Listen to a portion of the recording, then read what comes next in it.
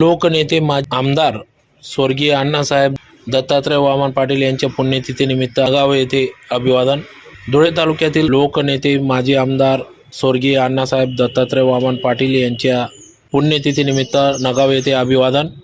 धुळे तालुक्यातील लोकनेते तथा सिंदखेडा व धुळे ग्रामीणचे माजी आमदार स्वर्गीय अण्णासाहेब दत्तात्रय वामन पाटील यांच्या पुण्यतिथीनिमित्त नगाव एज्युकेशन सोसायटी नगाव गंगामाई कॉलेज प्रांगणात स्मृतीस्थळी अभिवादन कार्यक्रम पार पडला.